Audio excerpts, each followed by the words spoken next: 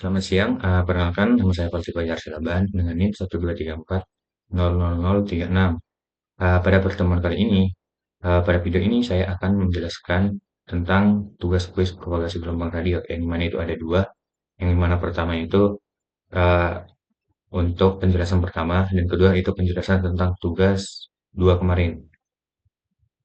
Oke, langsung saja masuk ke perbedaan ground wave, baru skywave, serta line of sight, yang dimana pada ground wave ini yaitu propagasi yang merambat mengikuti lingkungan bumi pada frekuensi yang rendah, digunakan untuk jarak yang lebih stabil, contohnya seperti radio AM, dapat dilihat pada gambar berikut ini, yang dimana pancaran sinyalnya itu mengikuti lingkungan bumi antara transmitter dan receiver.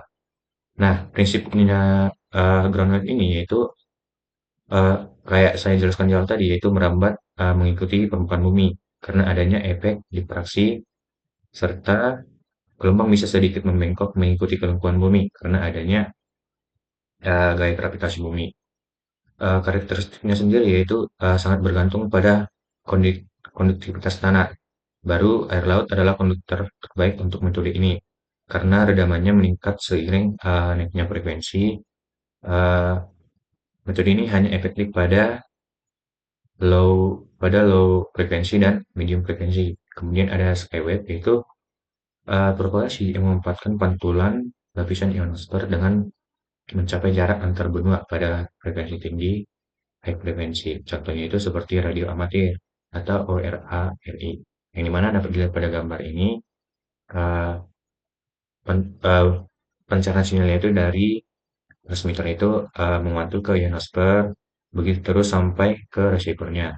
Yang dimana karakteristik dari skywave ini yaitu jangkauannya bisa ribuan kilometer atau lintas benua melalui mekanisme multi-hub, namun sangat dipengaruhi oleh waktu seperti siang dan malam dan aktivitas matahari.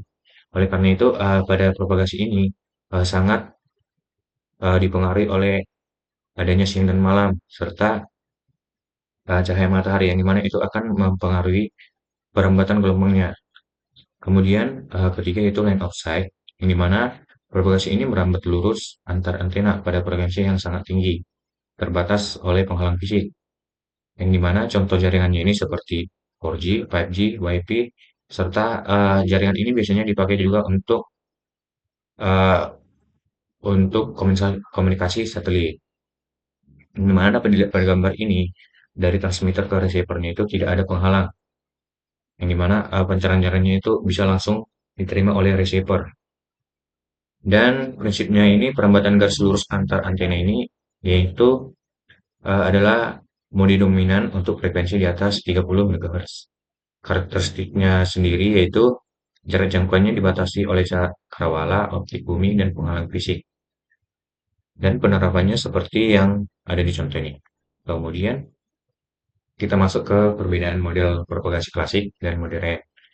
Yang dimana model propagasi klasik seperti 4G, 3G, dan 5G, 3G dan 4G yaitu bersifat empiris atau statistik. Yang dimana dapat kita lihat pada tabel ini konsep dasarnya itu kalau propagasi klasik yaitu berdasarkan pendekatan empiris sederhana, yang dimana ini dirancang untuk sel makro di luar ruangan dengan asumsi antena pemancar jauh lebih tinggi dari bangunan di sekitarnya. Contoh dari model ini beragam, yaitu ada Okamura, Hatta, dan Lee model seperti ini yang ada di pada sini. Pada model propagasi modern, yaitu menggunakan model statistik dan simulasi kompleks, yang dimana ini bersifat deterministik dan stokastik 3G karena 5G menggunakan pita frekuensi tinggi, sinyal tidak lagi menyebar secara luas tetapi lebih menyerupai cahaya yang mudah terhalang. Nah, di lingkungannya itu pada propagasi modern itu spesifik untuk memperhitungkan detail material bangunan kaca seperti beton dan sejenisnya. Kemudian posisi manusia hingga kerapatan pohon di area perkotaan padat. Kemudian dari aspek teknologi, model propagasi klasik itu menggunakan sistem komunikasi generasi awal, yaitu 2G dan 3G. Model propagasi modern menggunakan dengan sistem 4G dan 5G, serta sekarang udah ada juga 6G. Adapun aspek contoh modelnya itu seperti yang saya jelaskan di awal tadi, ada Okumura, Okumura, Hatta, model untuk model propagasi klasik. Untuk propagasi modern itu ada model 3 GPP dan COS 231 serta milliwave millimeter wave model. Nah, kemudian masuk ke telekomunikasi radio yang mana itu ada pembagian cakupan jaringan yang mana ada makrosel, baru mikrosel, dan picosel. Yang dimana pada makrosel itu memiliki cakupan area yang paling luas dibandingkan yang lain, yang dimana ini bisa mencapai beberapa kilometer dan menggunakan daya pemancar yang besar. Biasanya digunakan untuk melayani area perkotaan atau pedesaan juga, yang dimana dapat dilihat pada tabel ini dari jangkauannya itu hmm, untuk mikrosel ini lebih tinggi dari makrosel tadi, yang dimana makrosel itu berarti cakupannya itu lebih luas lah. Kemudian mikrosel, yaitu mikrosel itu memiliki cakupan lebih kecil lagi dari makrosel tadi, sekitar ratusan meter hingga beberapa kilometer. Sel ini digunakan di area perkotaan yang padat untuk meningkatkan kapasitas jaringannya. Kemudian ada picosel, yang dimana cakupannya itu antara 150 sampai 250, yang dimana cakupannya ini sangat kecil, biasanya digunakan dalam ruangan seperti mall, kantor, atau gedung untuk memperkuat sinyal. Oke, itu aja untuk tugas satu, kemudian lanjut ke tugas dua.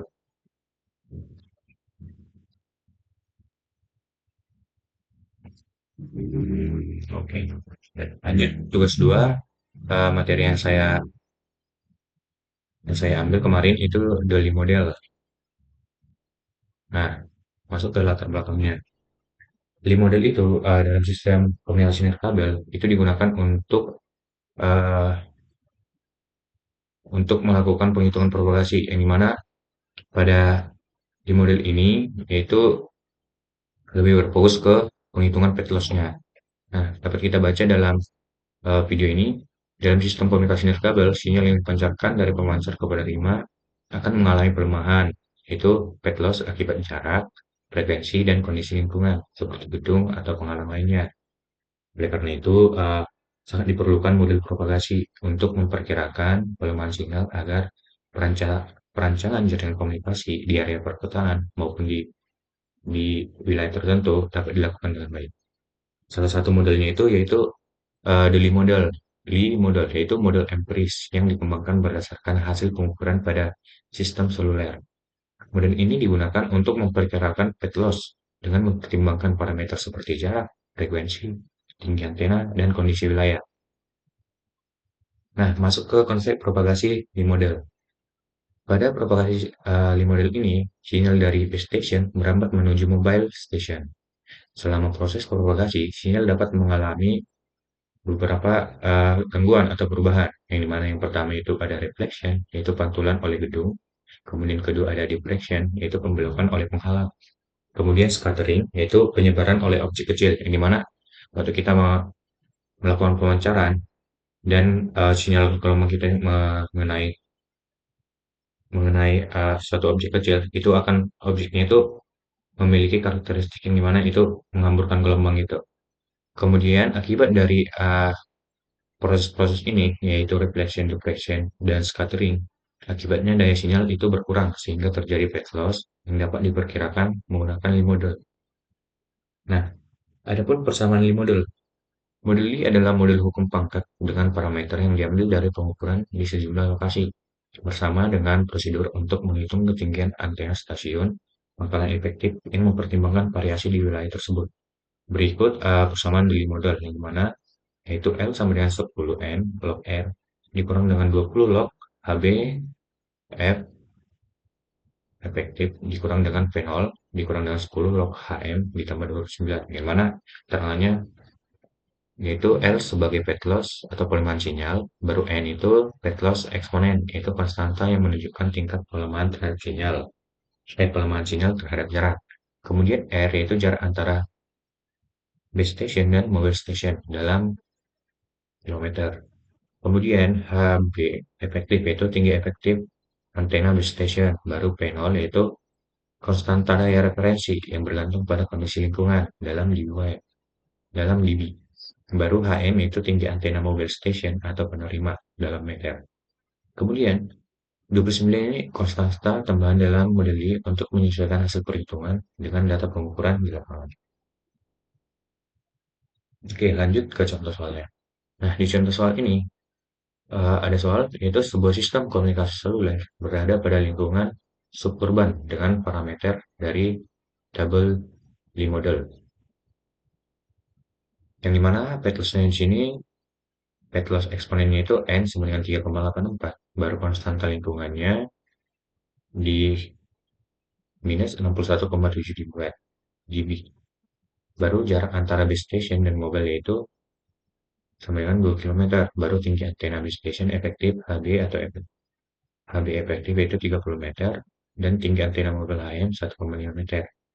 Oke, kita menggunakan rumus Lie model tadi, baru kita substitusikan nilai-nilai yang sudah ada ini ke rumus tadi, yang dimana didapat R sama dengan 10 dikali dengan 3,8 dikali dengan log 2 dikurang dengan 20 log 30 baru dikurang dalam kurung minus 61,7 dikurang dengan 10 log 1,5 ditambah 29 sehingga didapat hasilnya ini mendekati 70,95 dB.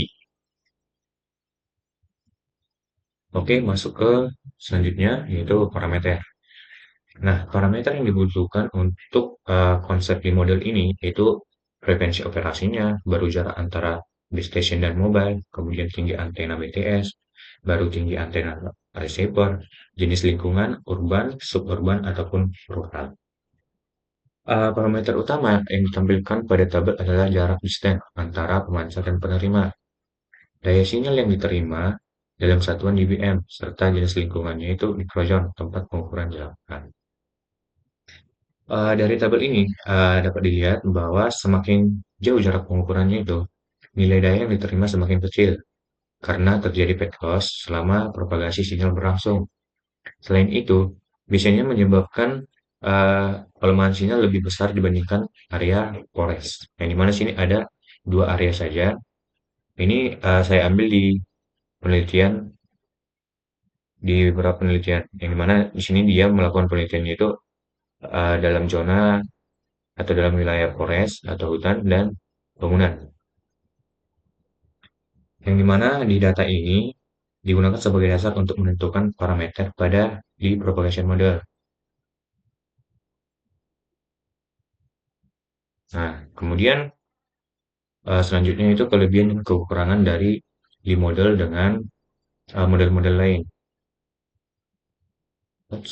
Nah, kelebihan dari Lie model ini berdasarkan data pengukuran lapangan sehingga cukup akurat untuk area tertentu. Yang dimana Lie model ini melakukan data pengukuran lapangan, yang dimana itu lumayan akurat dibandingkan yang lain. Kemudian parameternya itu fleksibel dan bisa disesuaikan dengan kondisi lingkungan seperti tadi yang dimana ada forest sama building perkotaan atau gedung-gedung. Oke, kemudian kelebihannya itu lagi ada cocok untuk analisis jaringan seluler pada area yang spesifik. Kemudian dapat memberikan estimasi pet loss yang realistis. Nah, kekurangan dari Lie model ini yaitu membutuhkan data pengukuran lokal secara sebelum digunakan. Kemudian tidak universal, hasil bisa berbeda jika digunakan di lokasi lain. Kemudian lebih jarang digunakan dibandingkan model Okumura atau Hata. Kemudian perhitungan bisa lebih kompleks karena banyak parameter. Oke, sekian presentasi untuk kuis propagasi gelombang radio. Kalau mohon maaf atas kesalahan yang telah saya buat sebelumnya, maupun itu dari pengucapan perkataan atau dalam salah membaca. Saya mohon maaf. Saya akhiri. Terima kasih. Selamat sore.